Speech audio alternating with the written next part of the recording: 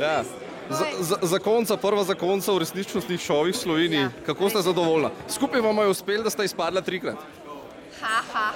Ste se pa tudi uselila 3-krat? Ja, no. Ja. To je pa zmagovalna kombinacija, ne? Kako? Ja, pa ne vem, če je, kaj pa bi en zmagal, ne? No ja, malo za šalo, malo za res. Jaz sem srečna, da imava to izkušnjo za sabo, lahko govorim v svojem imenu. Ja? Srečna sem, da se je v prvi vrsti končalo. Srečna sem, da to izkušnjo bom lahko nekoč pripovedovala mojim vnukom, če bi Bog dal zdravje. In srečna sem, da sem se iz tega Big Brother šova naučila ene stvari razrešiti in videti sebe kot tako.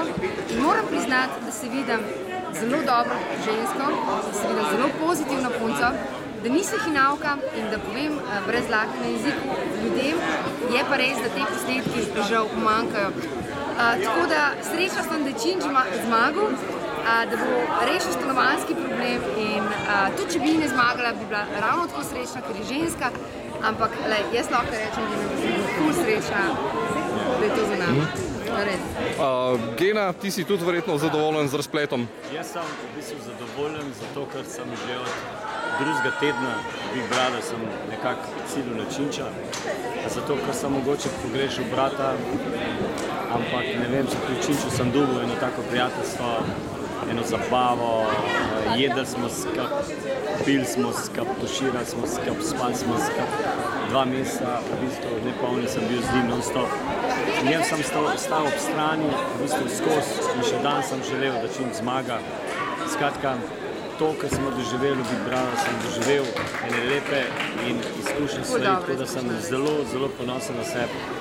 Zelo več bolj samozavesten sem ratal. Tako da veliko stvari, ki sem prej mislil, da jaz ne znam, ali pa mogoče, ko so mi drugi rekli, da to ni to.